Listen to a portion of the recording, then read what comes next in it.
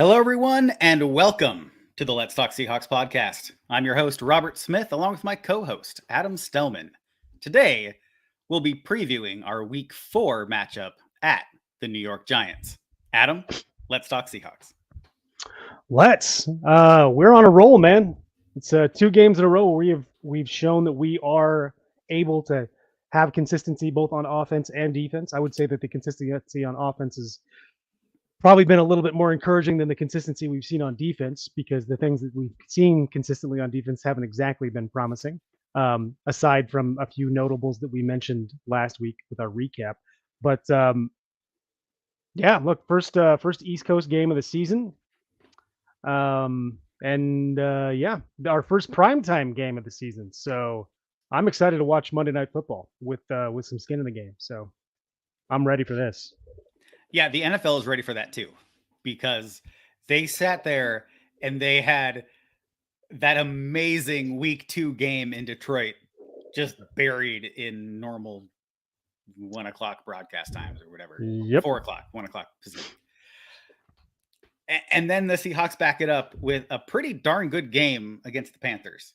Yep. So they know this team's playing well, and now they're finally like, whew, guess the good thing we gave them a primetime game. Well, if I had my way, the Seahawks would always be on primetime, but that's because I'm out of market. And right. Yeah, it would definitely help for our viewing if they had a few more. But yeah, so we've got some news coming out this week. Let's just jump right into it. Let's do it.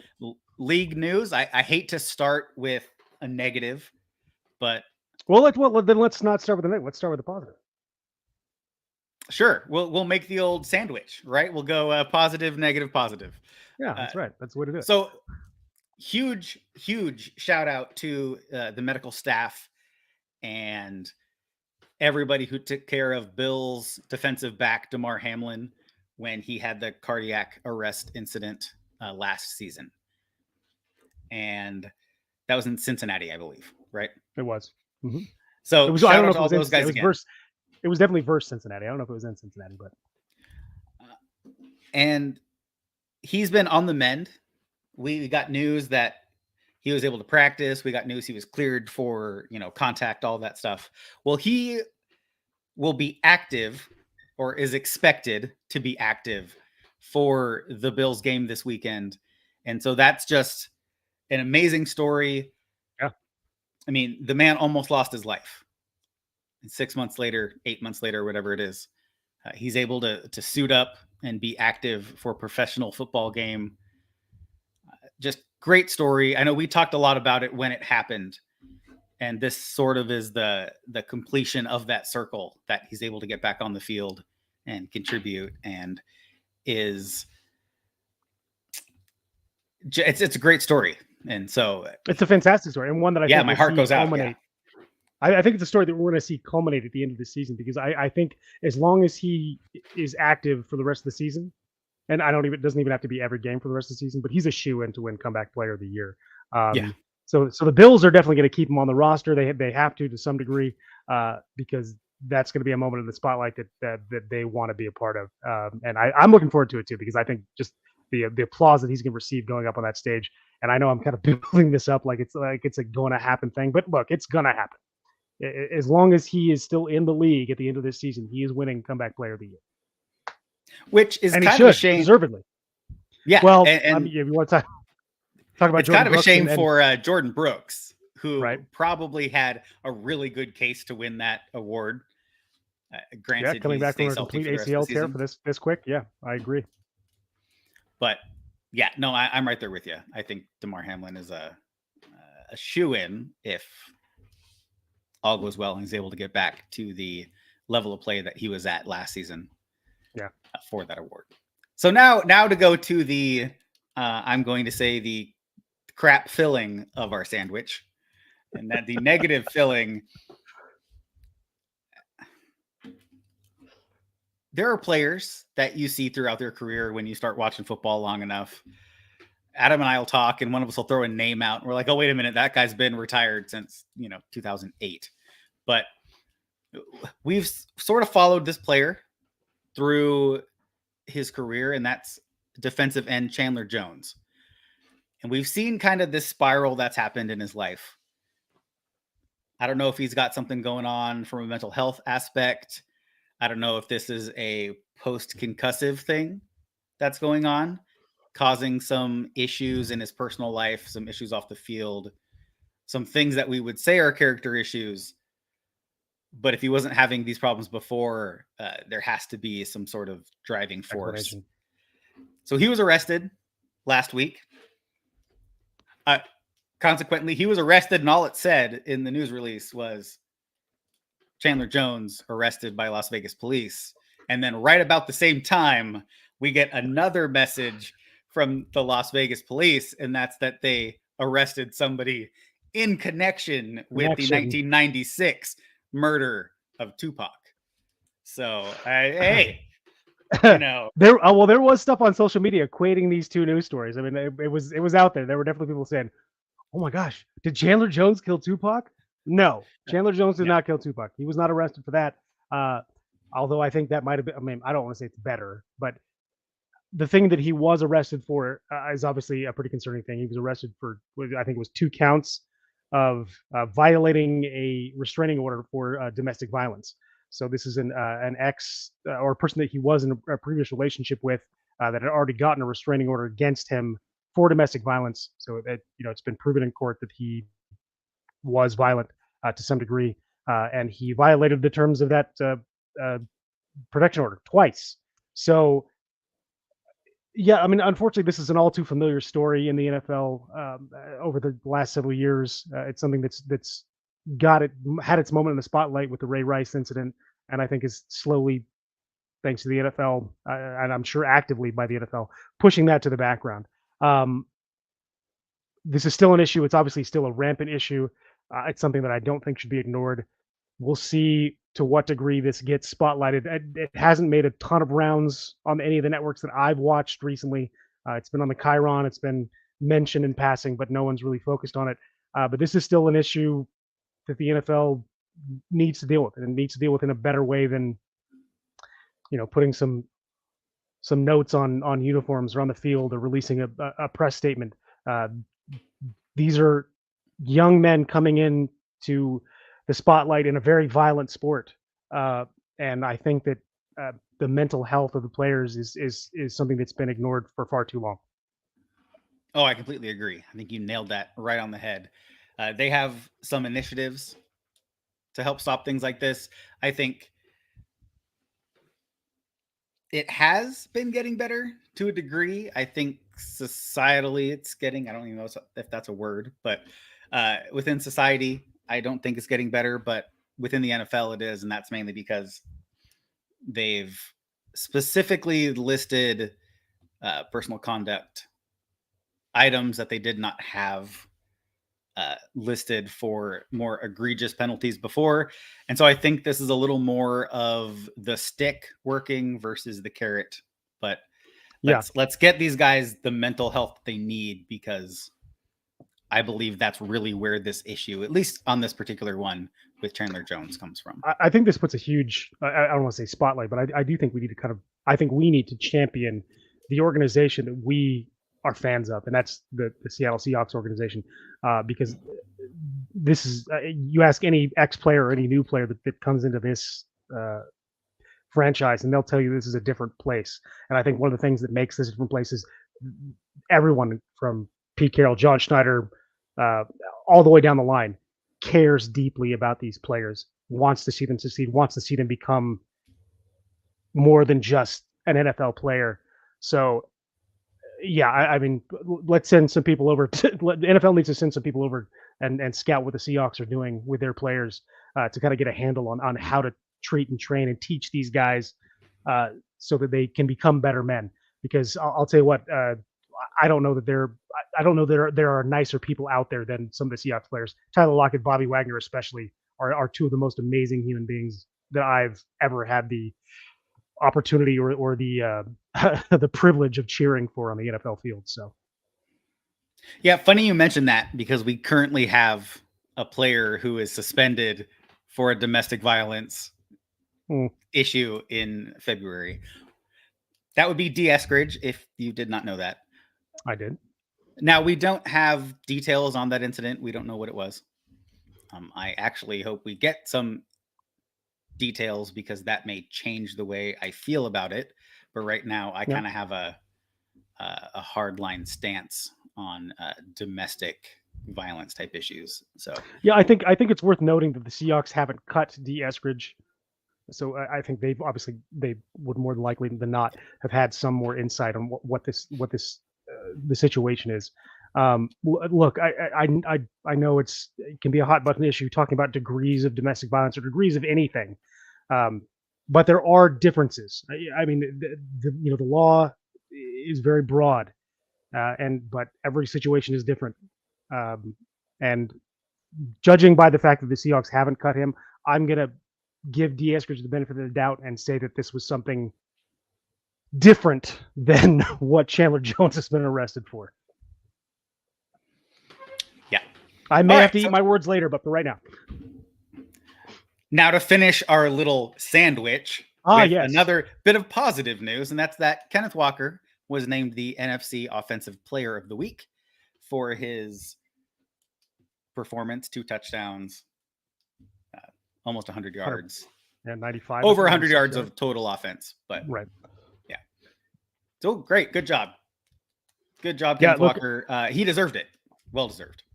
Yeah, I really like. I think it's kind of funny going back and you kind of watch what everyone's reaction was when Zach Charbonnet was drafted, including our reaction to Zach Charbonnet being drafted, because it was a bit of a surprise. I mean, not that we didn't like Zach Charbonnet, we did. He was very high on both of our lists when we talked about running backs leading into the draft.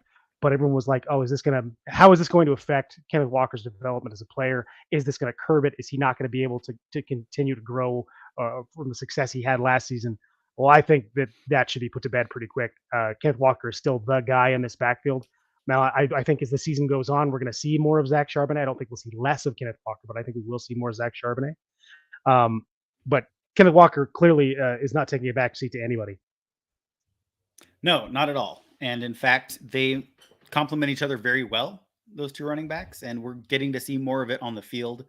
They have that 2-back formations that they've started using, or a little bit of the 3-back formations when they bring Dallas in and the Wildcat. So there's a lot of wrinkles that we're kind of starting to see. And as long as they stick within the realm of competent fundamental football, then I'm fine with an offensive wrinkle here or there. Yeah, so the team made a few moves this week, and we'll knock these out real quick so we can get into the meat of the episode. It wasn't a total surprise, but they waived Cody Thompson from the active roster. He hadn't been used that much. He did get a handful of plays in this last game, but I think with Jake Bobo being as effective as he is, it may have allowed Thompson to be more expendable. And then D. Eskridge, who we had mentioned earlier, it will be coming back after this week. I believe it was a 4-game suspension. Yeah. Or is it a 6-game? No, I'm pretty sure it was 4-game. And then, so he should be back. Obviously, next week we have the bye, but he'll be back after the bye week, I believe. So, plus we get to see more Bobo, which everyone wants. So. Yeah. Plus we get to see more Bobo. Exactly. They also waived from injured reserve wide receiver Rashawn Henry. So probably just had an injury settlement with him. Lets him go out and shop his talents to other teams if he can pass the physical. And then to make up for that roster spot from waiving Cody Thompson, the team promoted linebacker John Radigan to the active roster. He's someone who has been called up from practice squad for each of the first 3 games. So this was almost an inevitable move if they had a spot for him.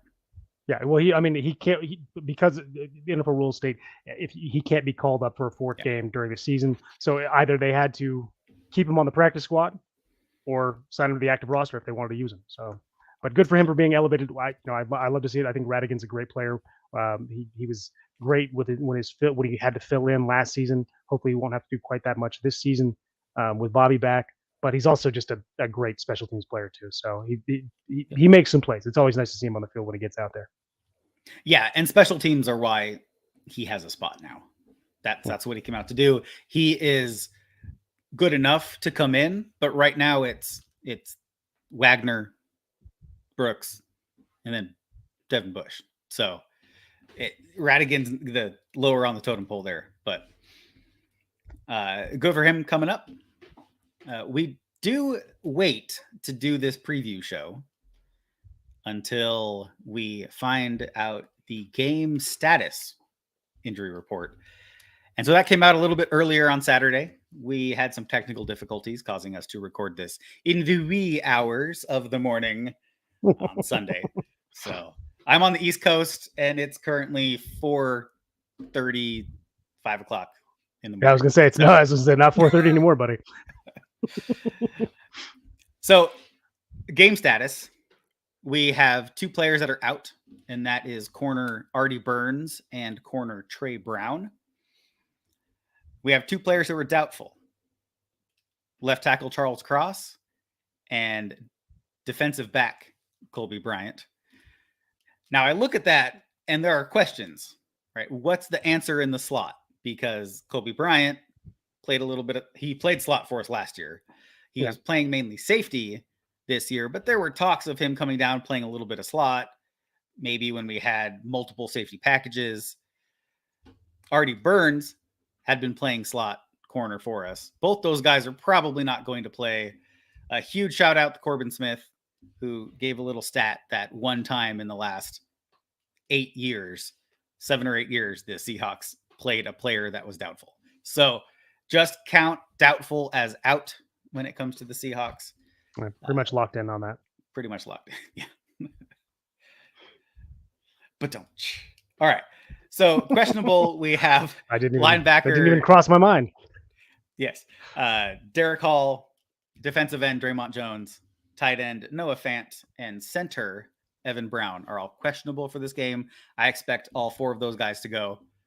Obviously, we'll find out at the start of the game if they're able to. How about the Giants? Giants are looking pretty healthy, but not so at two key positions. Saquon Barkley remains doubtful for this game. He's obviously been dealing with an injury since week 1 of this year. It's not expected that he's going to play. I mean, obviously a doubtful designation, that's what that generally means. But reports are coming out that he's more likely than not going to play. The other one, of course, is Andrew Thomas, their starting left tackle. He has been unable to play all season. He doesn't look like he's out. He's not going this game. Even when he was able to play, I got to tell you, that offensive line hasn't looked really good, especially when you go back and watch the tape from last year. So, yeah, they're going to be dealing with a backup left tackle, which is good news for us and bad news for them. Yeah, let's let our edge rushers, pick on the backup. So looking at our 5 keys to success, these are things Adam and I sat down, said, Seahawks, you need to do these things to win games. More often than not, they're accurate, right? They don't do these things, they lose the game. They do these things, they win the game. A lot of it is because when we sit down and look at what you should focus on in a football game, we like to, stick to fundamental football and things that make sense and have worked for 100 years. Coaching staff doesn't always do that, but that's okay. Here we are. So here are our 5 keys to success. Number 1, stick to the running game. Listen, it's worked the past 2 weeks. They've put things in place in order to help the backup tackles, which we will have in this game. Both backup tackles will be in there again. So let's take the pressure off those guys, stick to the running game. Shane Waldron hit that magical 55% pass, 45% run ratio last game. Let's stick to it. Let's have a balanced offense. Let's stick to that running game. Yeah, look, I mean, there's always that chicken or the egg argument. I mean, does having that many runs help you with the game, or you have that many runs because you've been playing well? Well, it's a little bit of both, right? I mean, when you are able to run the ball, obviously it helps with the team. And then obviously when you get later into a game, running the ball lets you can control the clock and stay ahead and at least mitigate how much time the other team has on offense. So, yeah, I mean, this isn't we said it before, this is not rocket science. It's pretty simple. When we run the ball successfully, we win games. This is pretty much just a universal truth. If a team can run the ball better than their opponent, they're going to win the game. So let's not try and reinvent the wheel here. We've got at least 2 solid running backs. We have 1 superstar in Kenneth Walker. Zach Charbonnet, I think, is coming on, and go back and watch some of his runs last week. The man runs hard. He runs ferociously. It is just fun to watch him bowl guys over. I want to see more of that. I would love to see him get a couple goal line carries. It's kind of funny. If you go back to last week, Kenneth Walker actually was called in after Zach Charbonnet ended up going out of bounds on the 1 yard line, and Kenneth Walker said, "No, leave him in there." Unfortunately, it became a pass play. We opted to go with the pass play instead of a run play, so Charbonnet still wasn't able to finish off that run with a touchdown. But he's going to get his chances on the goal line, and I guarantee you that if he gets a chance on the goal line, we're going to see a touchdown from Zach Charbonnet in this game. So I actually have a bet on Zach Charbonnet. Wait, Zach Charbonnet, is that right? What is it? That's his name, Zach Charbonnet. Yes, his name is Zach Charbonnet. Yes. It sounded weird coming out of my mouth. I didn't know where you're going with that. So I actually have a bet down plus 300, I believe, for Charbonnet to get his first touchdown in this game. Nice. It's a very small bet. I do not bet fat stacks, so to speak. I'm betting in singles. This would be a fat stack of pennies, though. If you had bet, hey, 25 pennies is a pretty fat stack. It was a 25-cent bet, folks. That's the joke. All right, going on to number 2. Now we've already talked about the running game. What else with the running game? We need to stick to 11 and 12 personnel always. Hey, if they want to throw in a little bit of like 21 or 22, I'm fine with that too. But let's have tight ends on the field. Yeah. Why is that? Because it works. Yeah. The majority of the time. Let's keep those personnel on the field the majority of the time. We love the tight end here on this podcast. So we're going to champion the tight end on this podcast. Will Bisley's coming back from that injury. So we're going to have the better blocking tight end out there. Colby Parkinson is amazing this year at blocking. Yeah. That's probably an over exaggeration, but he's doing exceedingly well. And let's use those guys. And then now we can use Noah Fant with what he does well. And that's catch the pass, right? Let's get him out in space, use that athleticism. But you can't do that if they're not on the field. So I want to see 11. I want to see 12. I want to see 13 personnel. And then if we want to sprinkle in a little bit of those twin running back sets and go 21 or 22, I'm totally fine with that. Well, of note though, when we do those 2 and 3 running back sets in the backfield, there's tight ends on either side of that line because someone's running the ball. And when you get that extra push from those extra blockers along the line, it's going to make good things happen. We can go back to last season, and during the final stretch of games for the Seahawks, they didn't have a single negative play when 2 tight ends were on the field. No negative plays when 2 tight ends are on the field. Now, I haven't gone back and looked at obviously that was a full year worth of stats, and we've only got 3 games in this year, so I haven't gone back and really looked at how they've done statistically with multiple tight ends on the game. But my eyes work, except for not that well. Obviously, I wear glasses, but they do work, and I usually wear these when I'm watching the Seahawks play. And my eyes have told me that when the Seahawks have tight ends on the field this year, they get yards, whether that's passing to the tight ends, because we finally started using our tight ends in the passing game these last couple of games. We've won both the last 2 games. And they help in the run game a lot. Just go back and watch Kenneth Walker running behind either Will Dissly or Colby Parkinson and watch them mow a guy over and him get those extra yards. It's fun to watch. It's how this offense is designed to work. It just looks better when they're out there. Plus, they're great guys, great players. Let's get them on the field. Yeah.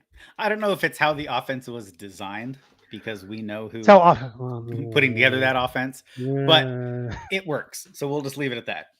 This guy was a tight ends coach at one point. It should be how this was designed.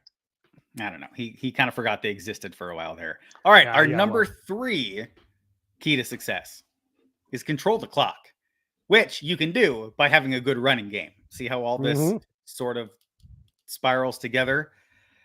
When you control the clock, you control the tempo of the game, and you can utilize that tempo to help generate momentum or to stop the other team's momentum.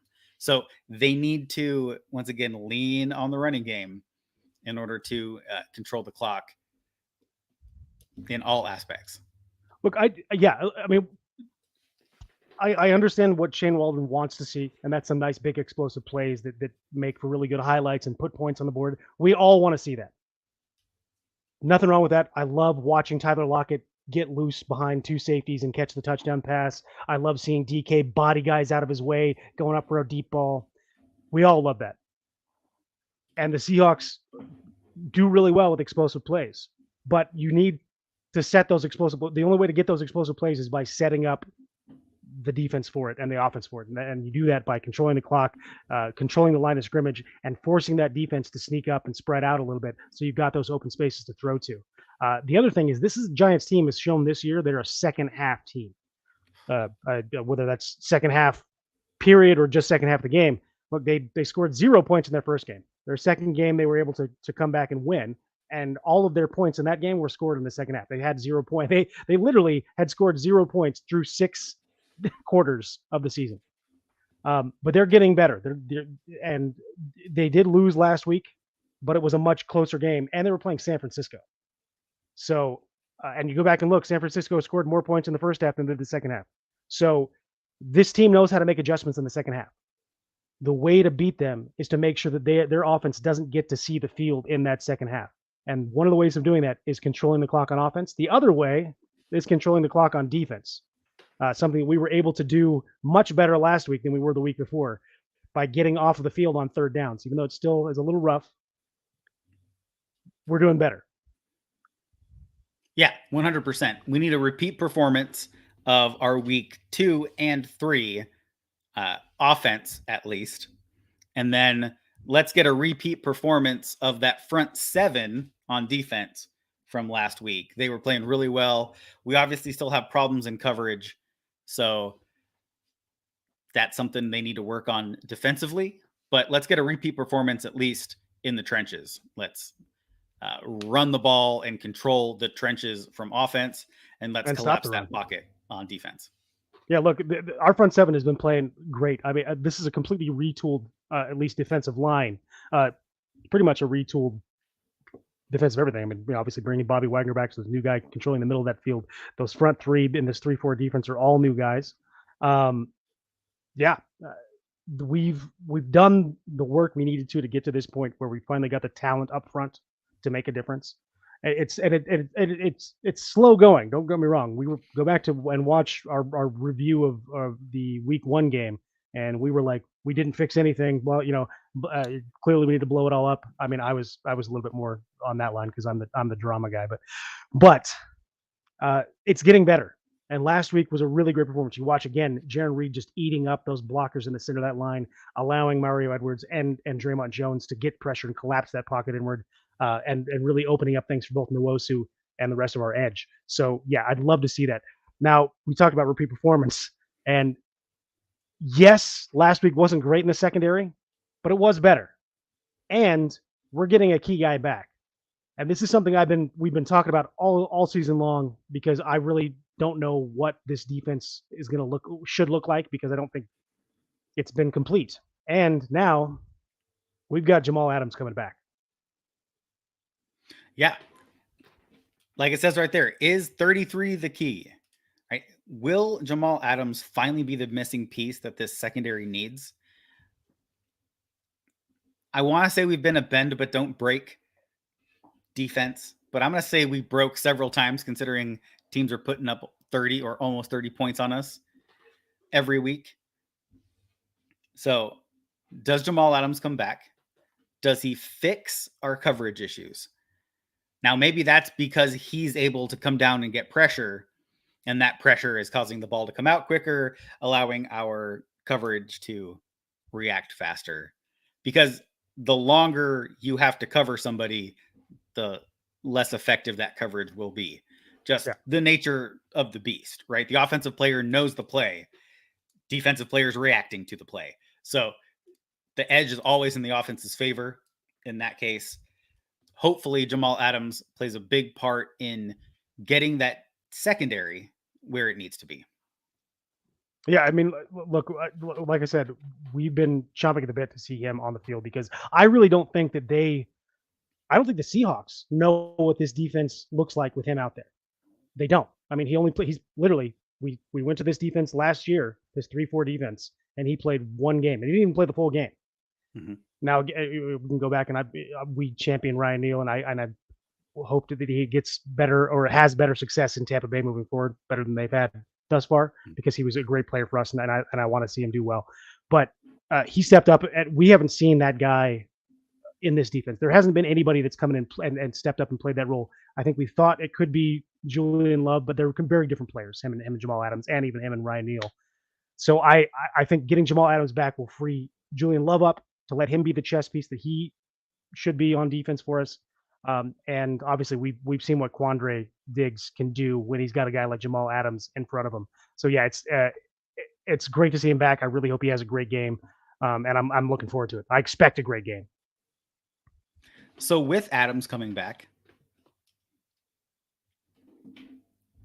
do you imagine, since we are shy at slot corner, you mentioned this before when we were talking before the episode, that'll free Julian Love up to be able to come down and cover tight ends and bigger guys, kind of play the big slot?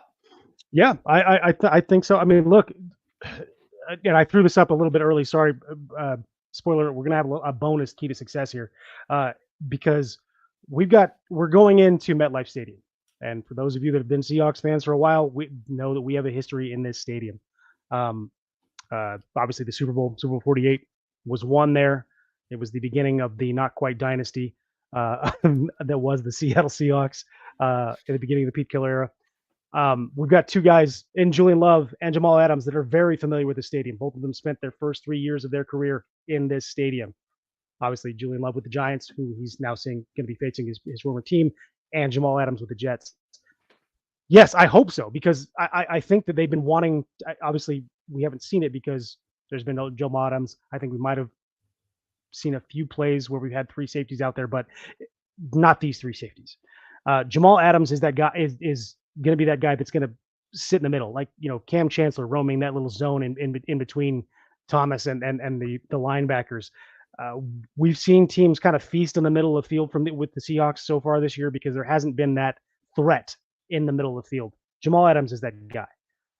Also, yes, he can come up and rush the passer, but I think that is going to free Julian Love to be a little bit more loose and not have to play so much man coverage. And yeah, I'm looking forward to see him come in on those big nickel and dime plays and seeing those three on the field together, him, Diggs, and Jamal Adams, and seeing how that works, because that's what I've been wanting to see with this defense. And yeah, we haven't seen it yet. And I think that's what everyone's been I hope we get what everyone's been praying and hoping for, and that is an elite secondary with the talent that we have back there. Yeah, we are way too talented in the secondary to be playing like we have been playing. So, just like you said, get out there, handle business. We'll see what happens. I am interested to kind of see how these units match up. We do a segment on this show and all of our preview episodes where we compare roster positions.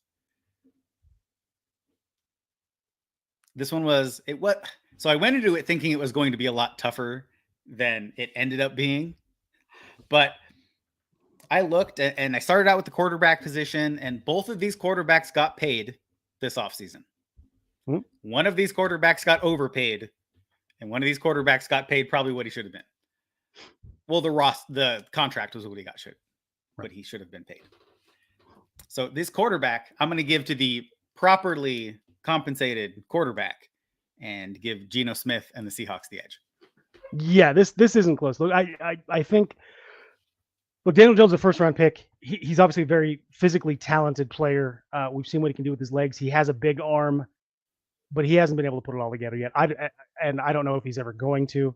I think the Giants paid him based off of what they saw, the progress they saw from the year before to last year. But I haven't seen any progress from last year to this year through the first three games. If anything, I've seen regression from Daniel Jones. This isn't really close. Geno Smith's clearly the better quarterback right now. So yeah.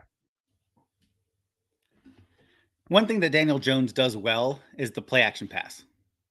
And that is a whole lot more effective when Saquon Barkley is back there for the threat of that handoff. Mhm. Well, looking at this running back comparison, I have to give it to the Seahawks. I probably would have anyway. But Saquon Barkley is doubtful. He practiced a little bit early in the week and then had to sit out the last few days of practice. So I'm going to say there's not much of a chance, especially in a very physical position like running back, that he's Yeah. going to be out there as anything more than a decoy if he does take the field. So I'm giving this to the Seahawks. Yeah, I don't have anything to add. Yeah, the Seahawks clearly take the running back position. So the wide receiver room, I can't, off the top of my head, I closed my roster tab on my browser. Can't really remember who they have at wide receiver. So I'm probably going to eat my words, and one of these guys is going to score a touchdown or two. But I don't know who they have at wide receiver. So for that reason alone, I'm going to take the Seahawks, even though the Seahawks have a very talented receiving core. Yeah, look, I'm also giving to the Seahawks. I mean, look, DK Metcalf and Tyler Lockett alone match up well with literally every other 1-2 wide receiver group in this league. You throw in who I think is the most talented rookie wide receiver this year. We haven't seen a lot yet from Jackson Jigba. I think hopefully we get him going a little bit early in this game. And you know I love Jake Bobo, who is our fourth receiver. I will say this: I can name several of the Giants receivers if you like. I'm not going to go into it right now, but I'll name one who was one of several highly drafted receivers that they have on that team who have all underperformed, and that's Jalen Hyatt, who went off the board in the second round this year. If anybody's going to get loose and score a touchdown, it's probably going to be him because he has that speed. Hopefully not, because I hope our secondary plays a little bit better and we don't have those mistakes that we saw last week that allowed DJ Shark to get that deep score. But long story short, the Seahawks take the wide receiver matchup. Yeah, I should have known that because I actually laid a small bet on Jalen Hyatt to score a touchdown in this game because the Seahawks have issues covering speed at wide receiver. Hopefully that's just because Woolen was out for the Shark touchdown this last game. But if you look historically, the Seahawks have issues with speed. I think that has more to do with scheme than speed in our secondary. But there you go. I believe it was like plus 500 or 600. Hopefully he doesn't score a touchdown. I'll be happy to eat that small wager if the Seahawks win big. All right, moving on to the tight end room. They have a huge free agent signing. They signed Darren Waller, who's their tight end. I like Darren Waller. Love He's Darren got Waller. athleticism. He's got size, talent. He's also just a great story. I mean, this is a guy that overcame addiction, and then if you don't know anything about Darren Waller, please go look him up. Shout out to him. He's a great guy. Has come really far in his life. And now I'm kind of cutting you off, but I'm gonna preempt you on this. I went ahead and made a tie. I gave this one a tie just because I like Darren Waller that much. Now that I remember that Disley's coming back, I'll probably give the edge to the Seahawks. Yeah, because Disley is coming back, I did give the edge to the Seahawks. I do like our tight end room. I really hope they bring all three of these guys back and kind of keep this unit together for a few years to come. Offensive line. Their starting left tackle is out. However, our starting left tackle is also out. And add on to that, our starting right tackle.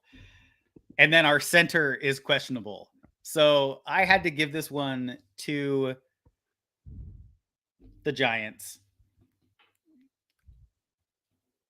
Listen, Evan Neal has not performed as everybody thought he would when he was the presumably the number one tackle in the class that included Charles Cross, even though I believe he went second. Obviously, we got the better end of that deal with tackles go, at least this far, this early in their career. But I'm going to give this offensive line matchup to the Giants, primarily due to injuries. I think if we had all of our starters on that line, it might be a little more of an even matchup.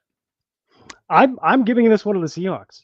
And the reason I'm doing it is because I've watched the Giants play for the last 3 weeks, and I've watched the Seahawks play for the last 3 weeks. And our offensive line, even with the backups, is performing better than their offensive line so far. Now, again, part of that could be Daniel Jones just running around back there, fearing for his life, even though nobody's coming at him. But they haven't played very well. They've given up a lot of sacks. They've given up a lot of pressures. They're not playing very well. So I'm going to give it to the Seahawks because they are playing very well. All right. Wait, are you counting the tight ends as part of the offensive line?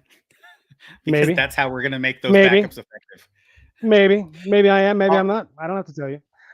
All right, flipping to the other side of the ball, staying in the trenches, defensive line.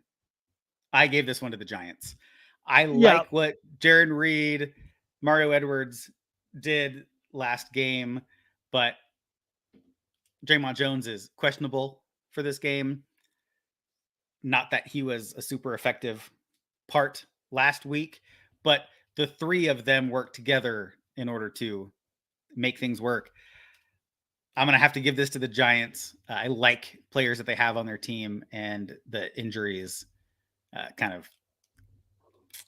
they push it over for me. Yeah, I mean, I'm right there with you. There's definitely, if on paper especially, there is definitely more talent along the defensive front for the Giants than there is the Seahawks. I mean, you have several first-round picks up there, Leonard Williams, Kayvon Thibodeau.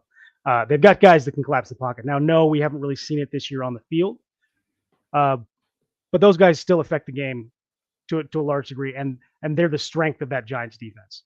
I fully expect them to make life not easy on our Seahawks, but hopefully we remember what we did last week to negate a good defensive pass rush and do the same things to overcome that this year. But yeah, you have to give the edge to them. They're just a better, on paper especially, a better defensive front.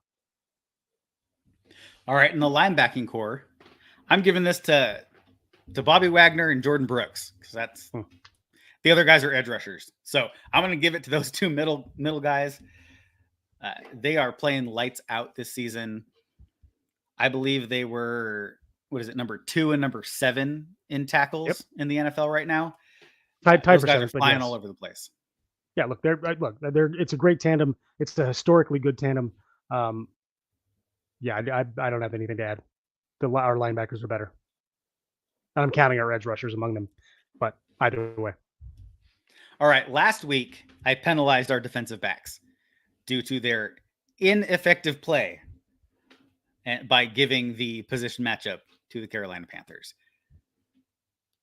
I was very tempted to do that again. These guys have not shown me what they can do, right? They are too talented to play the way that they've been playing. I'm putting this on the coaching staff at this point because you can't have that much talent and have this outcome. The equation doesn't equal out for me. But I didn't do it. I gave the defensive backs matchup to the Seahawks. I'm giving it to the talent of our players. I'm giving it to Jamal Adams coming back. Let's see what they can do. Seahawks. Yeah, look, I'm right there with you. I mean, this at least, presumably, this is what we envisioned the starting secondary to be when we put this roster together. I say we like I'm part of the coaching staff.